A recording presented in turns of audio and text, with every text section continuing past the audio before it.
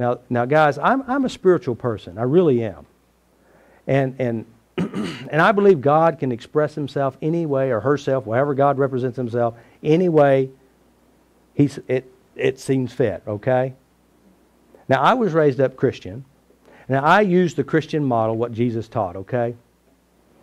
Now, even though I may use the Christian model, God can do it any way he wants. You know, he spoke through jackasses all the time.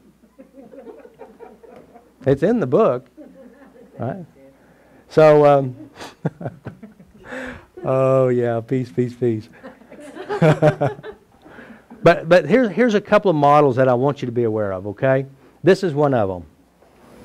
I mean, this is logical, okay? I operate very much with logic, okay? Because I'm a man. I'm logical. I want to know the real deal, and I don't want no puffy foo-foo stuff, you know? That's just how I am. And I am puffy foo-foo sometimes, but not very often. Okay, so here's the logical part, okay? If you're stressed out, and you're stressed out continuously all day long, not much positive things will occur inside you. Now, granted, if you're stressed out and you're working your tail off for somebody else, you are doing your job. But there is no real peace within you. What you want is personal peace. What you want is love in your life. That's the key. Now, if you do not have love in your life, you do not have peace in your life, you may try to find it in donuts. You may find your love and your passion in cookies.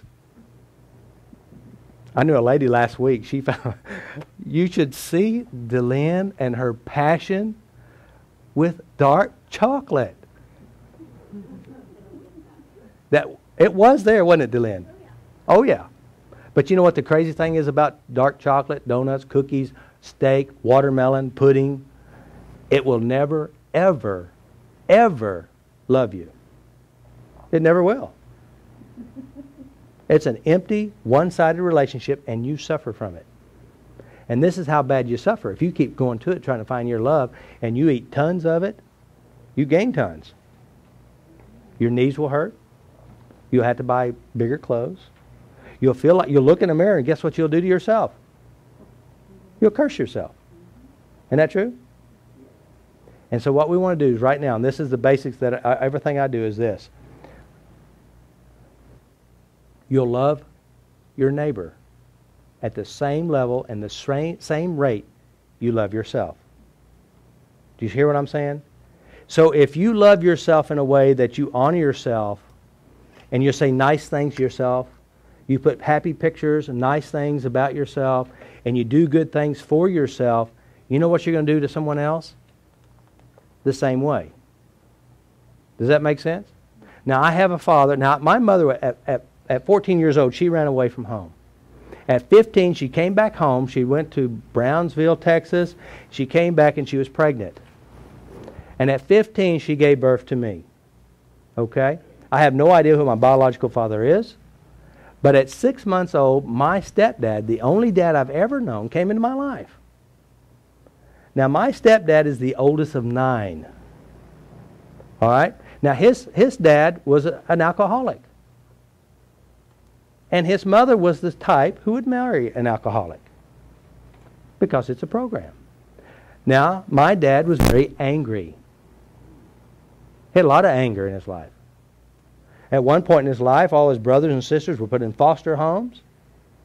But when he came into my life, this is all I know. My dad. And he wasn't a very nice guy. You know, my dad, when he'd come home, when he would arrive, all of us kids would run and hide. We would. You know, there was a look on Dad's face, oh, shoot, would go right through me. Seriously.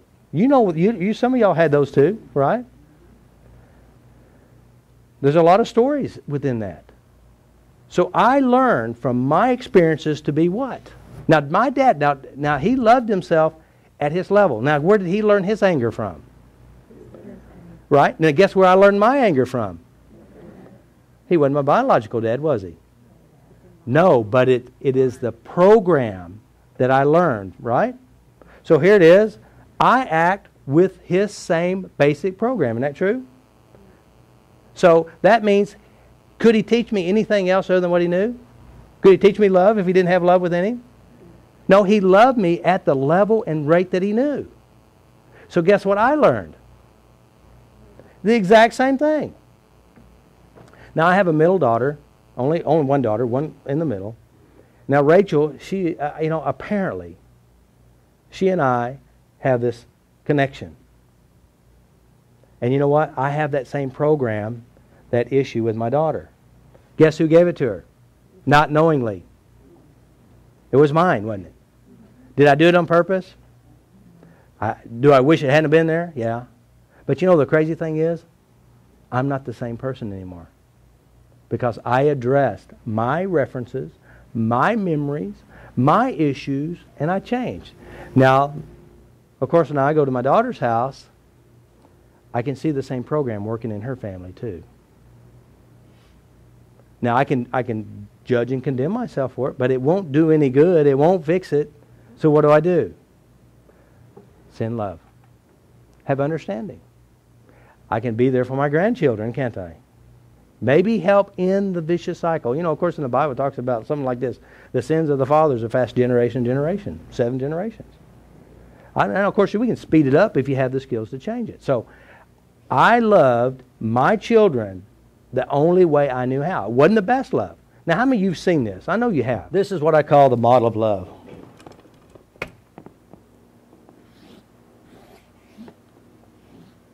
And I'm going to call this ladders or layers. And this is what I call the divine love. Perfect love, however you want to see it. Okay? Okay, here it is. This young lady marries this guy. And he beats the way out of her. Treats her bad. She breaks up. And she said, but I love him so much. And she goes back to him. Happy as a bird. Repeating the cycle again. Going back over and over again. And then she'll, after a few years, she's had enough of the stuff, and she gets a divorce. And guess what happens? She marries the same character again. Different name, different skin, maybe the same color eyes. Same basic attitude. So this is a level of love.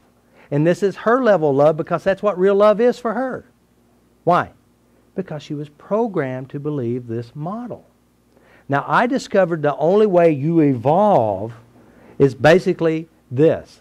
You have to release the hurts. You have to release the emotional traumas. You have to release the memories. You have to let go of the regrets. You have to forgive. And the moment you begin to release this stuff, you evolve. You go to the next level. Now, most of us do evolve. Now, you can look at your life now, and you can look back and say, wow, I don't do the same things I used to do. I have changed. And each time you begin to release and let go, now what happens when you release and let go? You're releasing hurt, negative emotions, and negative feelings. So you're releasing it from inside, then all of a sudden you get lighter, or you have an enlightenment, so to speak. Isn't that right? And the more you release and let go, the higher you evolve. Now I'm a little bit higher than most. And some of you are a little bit higher than others. And some of you may still be right down here. You're still being mean to yourself. But the only way you're going to ever evolve or ever begin to get higher is to love yourself. And this is how you love yourself, is to let go. Let go of the hurts. Let go of the memories. Let go of the past. As you begin to release this naturally, without any effort at all, you evolve.